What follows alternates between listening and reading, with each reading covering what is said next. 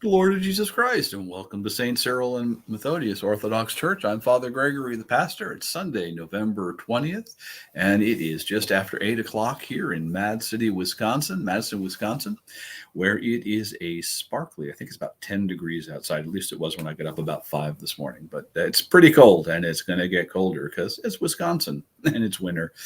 Anyway, I wanted to talk to you a little bit this morning about a phrase that we often hear thrown around, and that is individualism.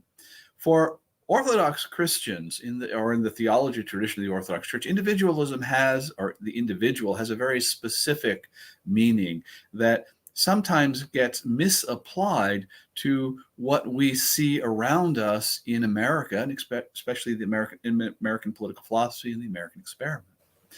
For the theologian Christos Ioannaros, the individual, or to talk about someone as an individual, is to talk about them not in their uniqueness, but as an instance or as an expression of a general type. To see someone not in the context of all of their relationships and all of their unique gifts and abilities, but rather simply as an example of a broad category. The sort of the clearest example of this in an American context is racism, in which I see the person in front of me not as a person, but in terms of their membership in a particular ethnic or cultural or racial category, or sometimes just very crudely in terms of physical characteristic, like skin color or the shape of their eyes. This is, for Orthodox theology, what we mean by individualism. To strip the person of everything which makes him or her unique and reduce that person simply to one or two qualities that they share with large numbers of other people. On the other hand, to be a person or to see someone as a person is to see them as they are uniquely, and especially within the context of their relationships. I have certain gifts and abilities, to be sure, but those are always exercised within a series of broader social contexts, as a priest, as a scholar, as a husband, as a brother, as a son. All of these suggest relationships, and these relationships are really part and parcel of who I am. Now, yes, I share these relationships with other people. For example, I'm an Orthodox Christian, and many of you who are listening are Orthodox Christians. And yet, there is something unique about how I relate to the tradition of the Orthodox Church and to the church itself. Yeah. One, because I'm a priest, but also because of my personality. And so to be a person is to not only have a unique constellation of gifts and talents, but it's also to have a unique constellation of relationships.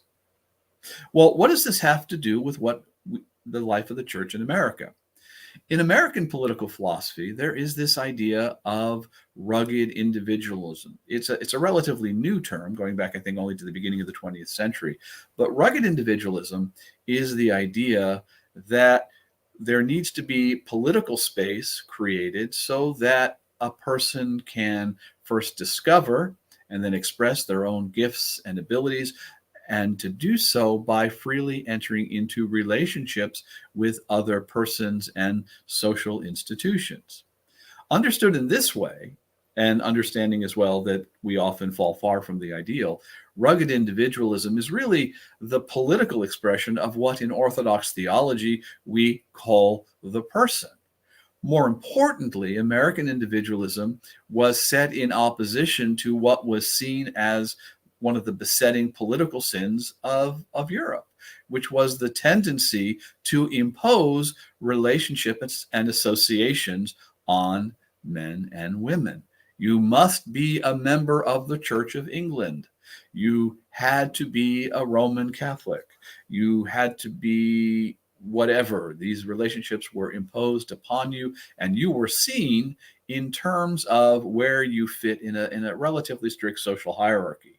So there was this willingness to impose upon the freedom of association and freedom of expression. Now, again, like with rugged individualism, things were more complex than that. I'm simplifying for the sake of a 5-minute discussion. But in an American context, American individualism, rugged individualism, is meant to preserve the freedom of the person to enter into relationships and to express him or herself.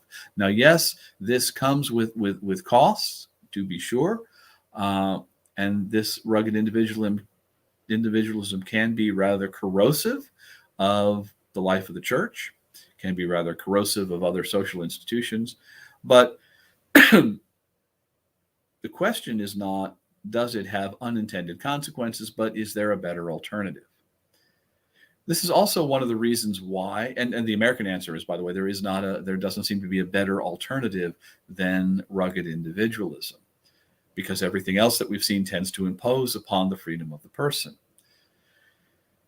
This is also one of the reasons why Americans tend to be fairly allergic to things like socialism. For American, socialism is not primarily an economic philosophy. It is rather an attempt to dissolve or to do away with American rugged individualism. In fact, one argument is that the word socialism was coined to be as an alternative to what we now call individualism or rugged individualism.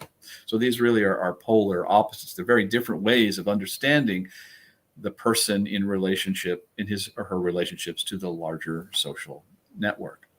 As Orthodox Christians, we have a rich theology of the person that complements and in some ways corrects, I think, the excesses of rugged individualism, which does have a tendency to become very atomistic.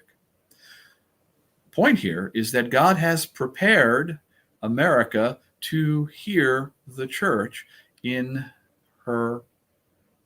America's political philosophy. And that's something that we should make use of, that we should exploit to the degree that we can for the sake of the gospel. Well, I'm going to leave you with that, and please feel free to make any comments you have. Tell me how I've misunderstood this or that.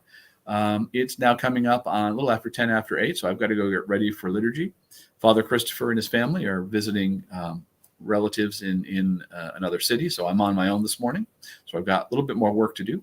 But if you're here in Madison, why don't you come to liturgy this morning? We start at 9:30. If you're not in Madison, maybe attend another Orthodox church, but try to meet the Orthodox, try to discover a little bit about us, try to meet these strange people who have a tradition from a very different culture, who nevertheless are really partners, or at least potential partners, in what is one of the unique features of American culture, our rugged individualism. All right. Well, that's scandalous, I'm sure, for some. All right. I've got to go. God bless you, and hope to see you in church soon. Take care. Bye-bye.